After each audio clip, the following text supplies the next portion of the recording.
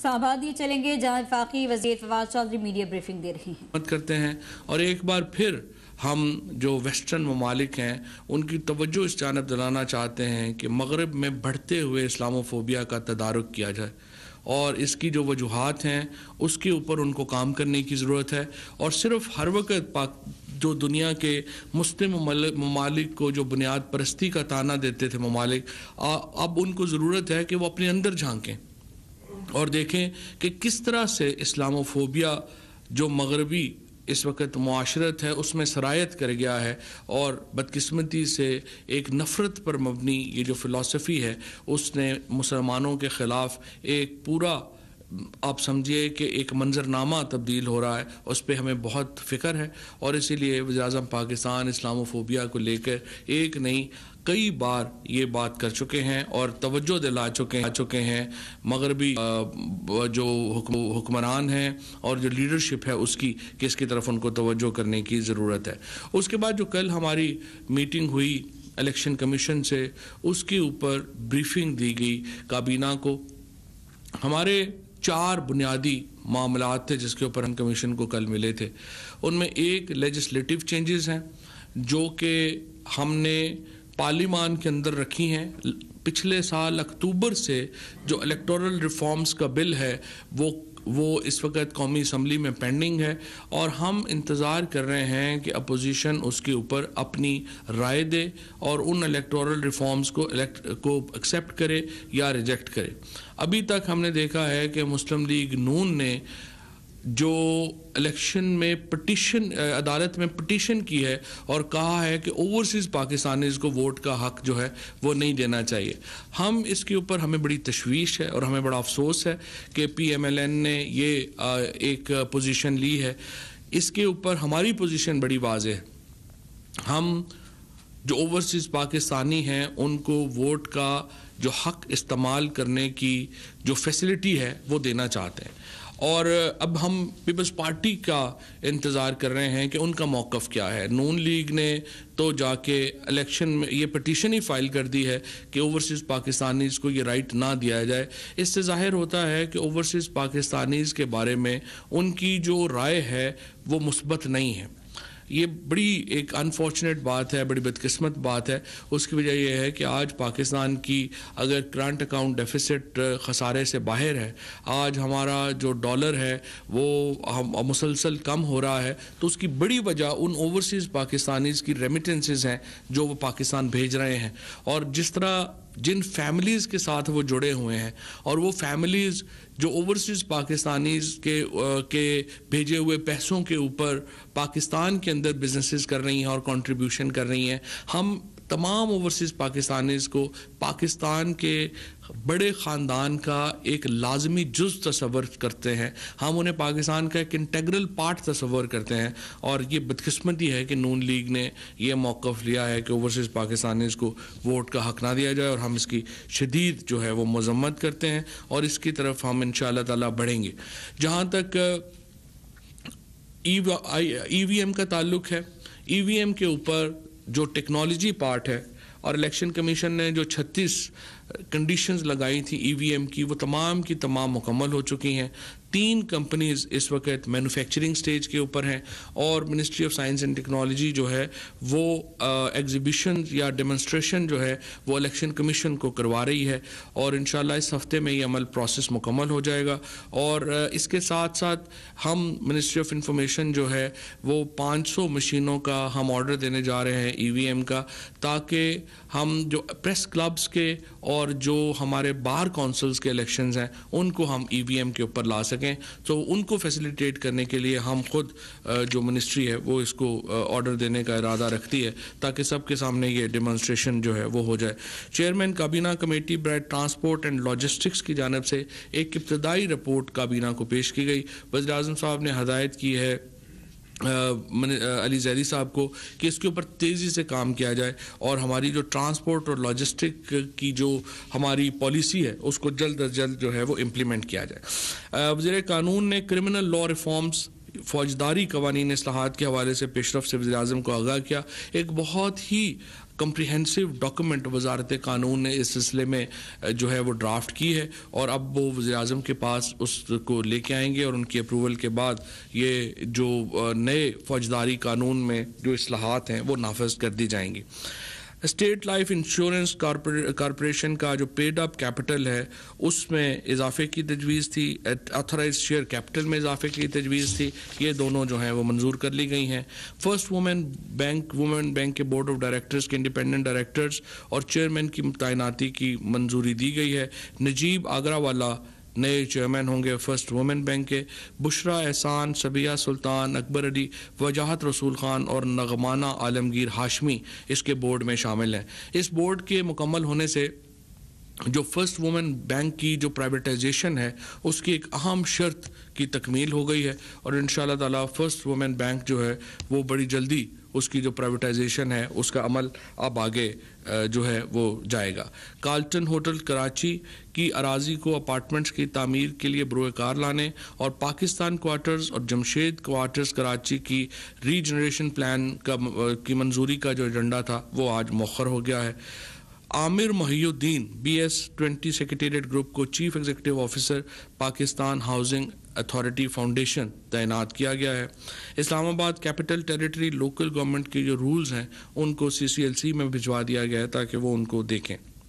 Justice retired Zia Pervez صاحب کو commission of inquiry برائے لاپتہ افراد یعنی commission of inquiry on enforced disappearances میں بطور ممبر تعینات کرنے کی منظوری دی گئی ہے. یہ جو نشست ہے یہ خالی ہوئی تھی کہ جسٹس ریٹائرڈ غوث محمد صاحب 27 دسمبر 2020 کو انتقال کر گئے تھے, اور ان کی جگہ یہ تعیناتی جو ہے وہ کی گئی ہے. کابینہ نے اقتصادی رابطہ کمیٹی کے 21 مئی 2021, 26 مئی 2021 اور 2 جون 2021 کے فیصلوں پر غور کیا اور ان کی توثیق کی. اس میں 50 ارب روپے کا احساس پروگرام میں ایک اور اس کے لیے جو ہے وہ بھی شامل ہے, اور احساس پروگرام کو ایک مزید مؤثر کرنے کے لیے یہ کیا گیا. اس وقت تک تقریباً 17 ملین لوگ یعنی 1,70,00,000 لوگ جو ہیں وہ احساس پروگرام سے مستفید ہو رہے ہیں, اور اس پروگرام کو مزید مؤثر بنانے کے لیے اس کی جو ڈیٹا ہے اس کو اب ڈیجیٹلائز کیا جا رہا ہے, اور احساس پروگرام مکمل طور کے اوپر اس میں شفافیت لانے کے لیے اس کو مکمل طور کے اوپر ڈیجیٹلائز جو ہے وہ اس نظام کے تحت اس کو چلایا جا رہا ہے. اس کا سروے تقریباً 91% جو نیا سروے ہے وہ 91% مکمل ہو گیا ہے, اور 100% انشاءاللہ یہ سروے جلد مکمل ہوگا, اور اس کے بعد اس کے اندر مزید جو لوگ ہیں وہ اس سے استفادہ کر سکیں گے. پہلی لہر جو کرونا کی آئی تھی اس دوران 180 ارب روپیہ 1,70,00,000 خاندانوں میں یہ تقسیم کیا گیا تھا, اور الحمدللہ بہت شفاف طریقے سے اس کو جو ہے وہ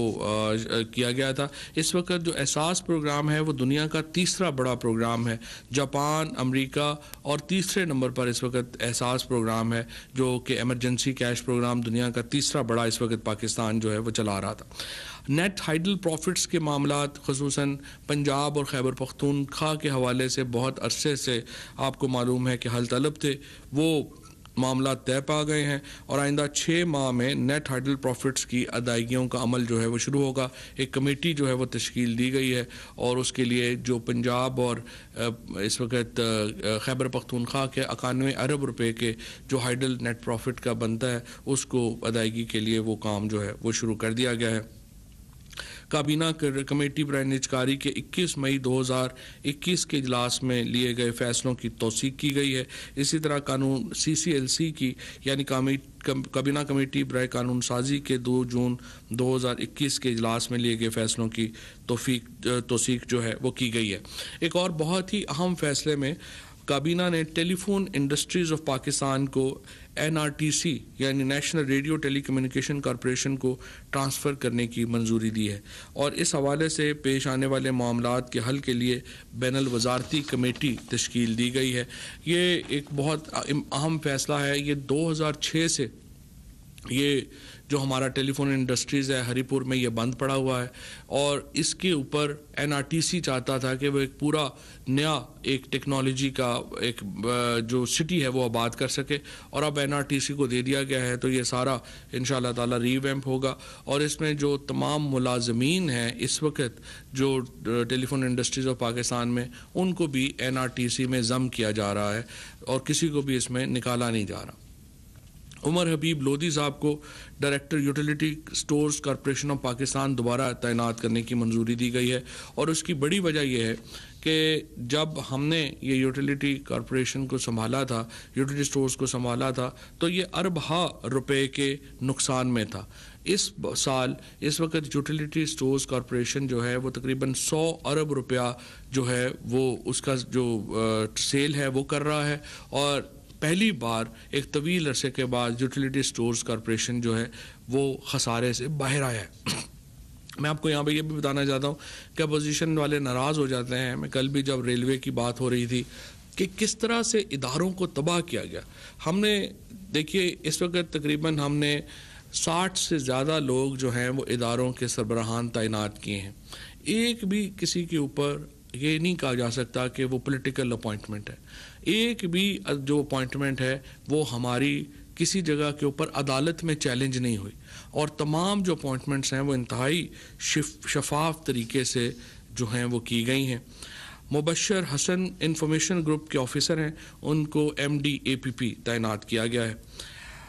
کابینہ نے تاجکستان کو کرونا وبا کا مقابلہ کرنے کے لیے انسانی بنیادوں پر امداد فراہم کرنے کی منظوری دی ہے۔ نوید اسماعیل کو کے الیکٹرک بورڈ آف ڈائریکٹرز میں بطور ممبر تعینات کرنے کی منظوری دی گئی ہے، اور طارق ملک صاحب کو نادرا کا نیا چیئرمین مقرر کیا گیا ہے۔ طارق ملک جو ہیں وہ پہلے وہ نادرا کے ایک بانی چیئرمینوں میں سے ہیں، اور اس میں بہت طویل بحث رہی۔ طارق ملک صاحب جو ہیں وہ اس لیے ان کو جو ہے وہ کیا گیا ہے کہ نہ صرف یہ کہ وہ بڑے انہوں نے نادرا کو اچھی طرح سمجھتے ہیں، ایکچولی تو جو تمام ہی CVs تھیں بشمول عثمان مبین جو سابق چیئرمین ہیں، اسی طرح سے اور جو باقی تینوں حضرات تھے، بہت ہی وہ اچھی CVs تھیں، بڑے پڑھے لکھے لوگ تھے، لیکن طارق ملک صاحب کو اس لیے پریفر کیا گیا کہ وہ نادرا میں کو بنانے والوں میں ہیں، اور جو اس وقت ایشوز ہیں زیادہ جس طرح ری ویمپ ہم نے کرنا ہے، ان کو چونکہ نظام کی پہلے سے سمجھ ہے وہ آسانی سے اس کو کر پائیں گے، اور انشاءاللہ تعالی نادرا کو وہ ری ویمپ کر پائیں گے۔ سو یہ آج کے اہم فیصلے تھے جو کہ کابینہ نے لیے۔ جی سر، اچھا سوری، میں صرف ایک معذرت چاہتا ہوں، ایک امپورٹنٹ چیز میں جو ہے وہ بتانا کرنا بھول گیا۔ دو امپورٹنٹ چیزیں ایکچولی جو ہمارے تھے، ایک تو ہم نے کابینہ نے قومی ترانہ جو اس وقت ہے اس کو اینالاگ میں اس وقت ریکارڈڈ ہے، اس کو ہم جدید ٹیکنالوجی پہ ریکارڈ کرنا چاہتے ہیں۔ سو ایک تو جو قومی ترانہ ہے اس کی ری ریکارڈنگ کی جو ہے وہ اجازت دی گئی ہے، اور اس کے لیے ہم نے ایک جو گروپ ہے وہ کریٹ کیا گیا ہے۔ اور دوسرا امپورٹنٹ یہ تھا کہ آج PTV جو ہے انہوں نے دو چیزیں مانگی تھیں، ایک تو جو پچھلی سیریز ہو چکی ہیں سٹار اور سونی جو دو کمپنیاں ہیں، ان کے پاس ساؤتھ ایشیا کا تمام جو کرکٹ کانٹینٹ ہے وہ ان کے اوپر اس کی منوپلی ہے۔ اب آج کابینہ نے ہماری جو PTV کی جو درخواست تھی کہ اگلی جو سیریز ہیں کرکٹ سیریز، اسپیشلی جو انگلینڈ پاکستان کرکٹ سیریز ہے، اس کو دکھانے کے لیے ان سے معاہدہ کرنے کی اجازت دی جائے، اس کو مسترد کر دیا ہے، اور کسی بھی انڈین کمپنی سے جو کاروبار ہے وہ ہم نہیں کر سکتے۔ تو اب اس کے نتیجے میں آج کے دن تو صورتحال یہ ہے کہ ہم پاکستان کی جو سیریز ہیں کرکٹ سیریز ہے وہ پاکستان میں نہیں دکھا پائیں گے، کیونکہ ساؤتھ ایشیا کے تمام رائٹس جو ہیں وہ انڈین کمپنیز کے پاس ہیں۔ ہم کوشش کریں گے کہ اس میں جو ECB ہے اور باقی سے کچھ راستہ اگر ہمیں نکل سکے، اور ان کو ہم اپنی انڈین کمپنی سے لینے کیونکہ اسکائی اور جو دوسری کمپنی ہے ان کا رائٹس